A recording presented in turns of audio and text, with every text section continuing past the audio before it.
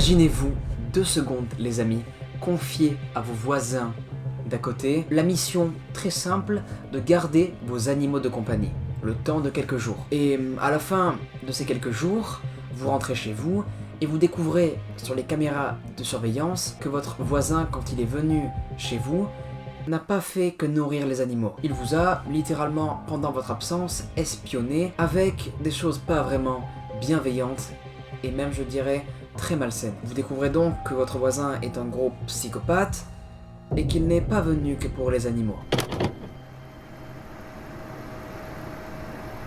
Ce que je viens de vous raconter, les amis, est littéralement le synopsis de ce qu'a vécu réellement un couple dans leur petite vie tranquille. C'est une histoire littéralement réelle que je n'aimerais personnellement pas du tout vivre. Et je pense que personne ici n'aimerait vivre ce genre de anecdote pas très folle vraiment pour le cerveau et pour finalement la pensée. C'est fou ça. C'est fou ça. On dirait pas un nom de famille. Alban, c'est fou ça. Tu arrêtes maintenant s'il te plaît. Maintenant tu vas au tableau et tu fermes ta gueule. Donc voilà, pour la faire plus sérieuse les amis, aujourd'hui, une histoire réelle, absolument réelle, car ont réellement vécu des personnes dans notre monde. Ce n'est pas une fiction, loin de là. Et même pour vous le prouver que c'est une histoire entièrement réelle, on a des preuves vidéo. Et vous allez voir que ces preuves vidéo sont extrêmement troublantes et je n'aimerais vraiment pas moi personnellement découvrir ça ou même que ça m'arrive. Bref les amis, je pense que j'ai assez parlé pour cette introduction et maintenant passons finalement au générique de le 2e épisode sur cette chaîne YouTube, l'histoire réelle.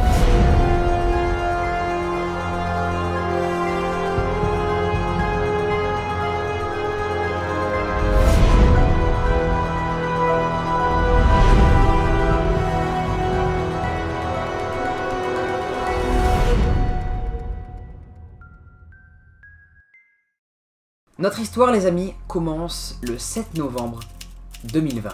Donc, ce qui veut dire que cette histoire s'est passée vraiment récemment. Ce jour-là, Jessica Leigh Jones, la femme du couple donc qu'on va suivre durant toute cette vidéo, elle dînait tranquillement avec son partenaire, dont d'ailleurs on soupçonne le nom. Mais bon, à vrai dire, c'est pas très important pour la suite de l'histoire. Le couple, on va nous rapporter voilà qu'il dînait dans le plus grand des calmes, tout se passait bien, jusqu'à ce qu'il découvre une chose de vraiment pas rassurante. Jessica Leigh Jones va tout simplement découvrir sous sa table en passant sa main une boîte en plastique noir qui était apparemment maintenue par du ruban adhésif. Comme je pense vous en doutez aussi, vont finalement se rendre compte que ce qu'ils ont entre leurs mains et ce qu'ils ont arraché de sous la table, eh bien, sont des microphones. Ce qui veut dire donc, eh bien, qu'ils étaient écoutés à distance. Qu'une personne, là, les écouter littéralement, écouter finalement leurs discussions personnelles. Mais malheureusement ça ne s'arrête pas là, car ils vont aussi découvrir une chose d'encore plus flippante et d'encore plus perso, j'ai envie de vous dire. Encore là c'était quand même bien vénère, mais là ça va l'être encore plus car ils vont découvrir qu'il y avait des microphones aussi cachés sous leur lit. Ce qui veut dire donc que par exemple, si Jessica aurait voulu avoir des rapports avec son mari, eh bien la personne étant derrière ces microphones aurait pu tout entendre finalement. Là ça commence à être vraiment très glauque.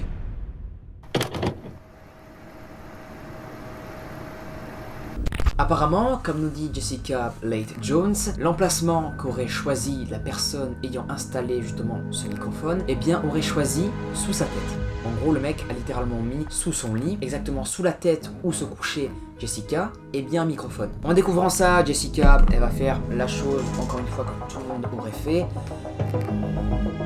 Tout balancer à la police. Elle va prendre tous les microphones, tout ce qu'elle a comme preuve concrète, et tout balancer au keuf. Et elle a eu raison de faire ça, car ça va être bénéfique pour elle, et ça va lui apporter des réponses qui vont la traumatiser à vie.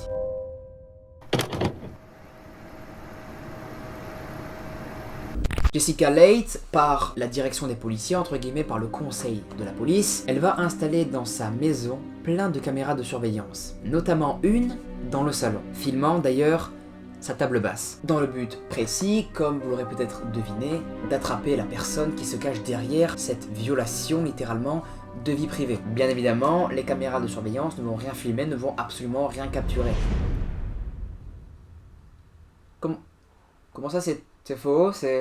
C'est vrai, bordel de merde, alors c'est assez ouf. Les amis, oui, Jessica Jones, quelques jours après avoir installé ses caméras de surveillance, enfin du moins ses webcams comme elle nous le précise, de surveillance, elle va faire la découverte d'une infraction chez elle Infraction qui la traumatisa à vie.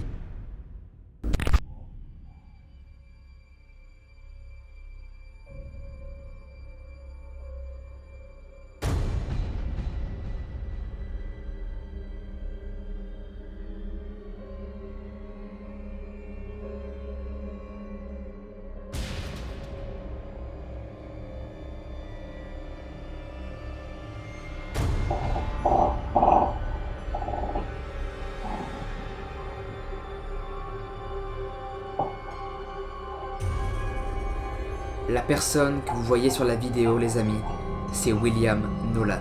Un père de famille de 4 enfants, mais qui est aussi le voisin de Jessica Leight. Sur la vidéo que vous êtes en train de voir, on peut y voir Nolan, donc le voisin de Jessica, parcourir frénétiquement, de manière assez bizarre, le salon. D'une manière un peu paniquée, comme s'il cherchait quelque chose.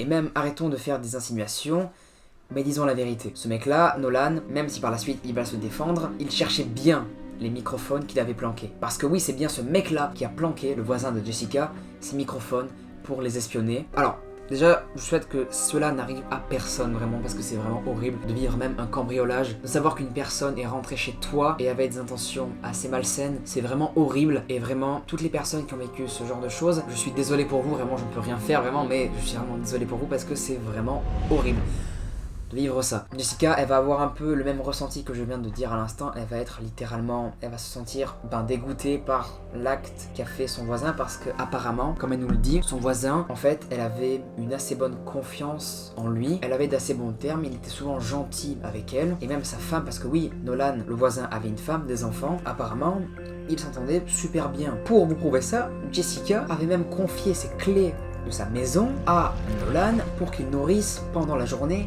ses animaux de compagnie. Et c'est pourquoi d'ailleurs il a pu finalement s'introduire facilement chez Jessica. Mais alors, pourquoi il a fait ça? Eh bien malheureusement les amis, on ne saura jamais le fin mot de cette histoire. On ne sait pas pourquoi ce mec-là a fait ça, peut-être par manque de témoignages, finalement par manque peut-être d'informations des journalistes qui ont finalement enquêté sur cette affaire-là. Ce mec pourtant n'avait pas de problème psychologique, mis à part qu'il avait eu apparemment un accident du travail quelques semaines avant qu'il fasse ça, qu'il commette ça. Alors est-ce que c'est son accident qui lui a fait devenir littéralement pec? Est-ce qu'il avait des envies assez bizarres? Est-ce qu'il aimait bien écouter les conversations des gens? Est-ce que finalement il n'y avait rien de malsain dans ses pensées, mais juste qu'il aimait bien, voilà, c'était un peu une commère, il aimait bien écouter et raconter aux autres après les histoires un peu des couples? Je ne sais pas. Peut-être que ce mec-là était à un niveau de ce cas-là que je viens de vous dire assez élevé. On sait juste que Jessica, après avoir été témoin de ça, et elle est directement aussi allée voir ses voisins pour leur dire: les gars, pourquoi vous avez fait ça en fait? Qu'est-ce qui vous a pris? Et devinez ce qu'ils vont répondre, Nolan et sa femme et les enfants et tout le monde, bref toute la famille. Ils vont répondre de quoi vous parlez en fait? On sait pas de quoi vous parlez, jamais fait ça, pas du tout quoi, enfin vous dites n'importe quoi. En fait ils vont littéralement renier les images, ils vont dire non c'est faux, on n'a jamais fait ça, on n'a jamais voulu vous espionner, pas du tout, c'est pas nous qui avons placé ça dans votre maison, c'est faux. C'est un truc de malade quand même. Jessica, bien évidemment, elle va rétorquer à ça et elle va dire: bon, madame, monsieur, écoutez, on a clairement les preuves vidéo que votre mari, enfin que Nolan, eh bien, fouille littéralement sous la table, pile à l'endroit, bizarrement, où les microphones ont été installés. Très bizarre pour le coup. Et là, la femme, elle va sortir la pire excuse vraiment. Ne mentez pas comme ça, les gars, parce que vraiment, je pense qu'en mentant comme ça, vous n'arriverez jamais à vous sortir de quelconque situation, vraiment. Elle a dit ceci: mais non, mais mon mari, Nolan, a sûrement dû chercher les chats, voilà, il les trouvait pas, peut-être qu'il a regardé sous la table. C'est la pire excuse, on est d'accord. Donc voilà, est-ce que c'est son accident qu'il a eu et qu'il a impacté cérébralement qui lui a fait faire ça, qui l'a rendu un peu fou, voilà, qui lui a fait perdre un peu des neurones, ou voilà, qui lui a déconnecté des trucs dans son cerveau, je sais pas trop. C'est pas en rigolant que je dis ça, c'est vraiment peut-être ça, je sais pas. Ou soit qu'il avait, qu'il aimait bien écouter les gens, voilà, installer des microphones, acquérir la confiance finalement de ses voisins pour ensuite installer des microphones chez eux.